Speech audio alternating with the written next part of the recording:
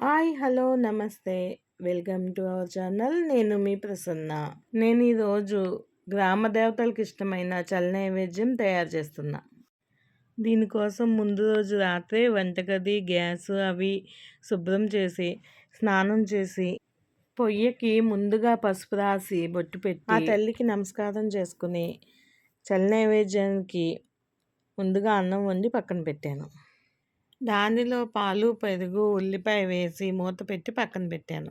ఉదయం నైవేద్యం పెట్టే ముందు బెల్లం ముక్క అరటిపండు వేసి నైవేద్యం పెట్టాను. నైవేద్యానికి కాదు, హెల్త్ పరంగా కూడా చాలా మంచిది ఇది.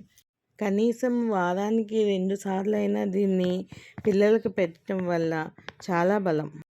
వారానికి ఒక్కసారైనా పిల్లలకి పెట్టి చూడండి. చాలా అంటే చాలా 1 మంత్లోనే మనకి తేడా కనిపిస్తుంది.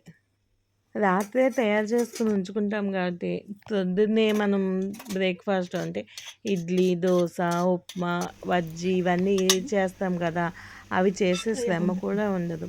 హెల్త్కి హెల్త్ మంచిది, మనకి పొద్దుటే పని కూడా సేవ్ అవుతుంది. ఇదండి అమ్మవారికి పెట్టే చల్ల నైవేద్యం. నేను ఇలా తయారు చేశాను.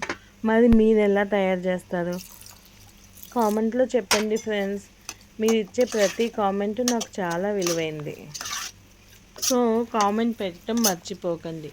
నా వీడియో మీకు నచ్చినట్లయితే నా వీడియోకి ఒక లైక్ పెట్టి నా ఛానల్ని సబ్స్క్రైబ్ చేసి మీ ఫ్రెండ్స్కి షేర్ చేయండి. Thank you so much friends.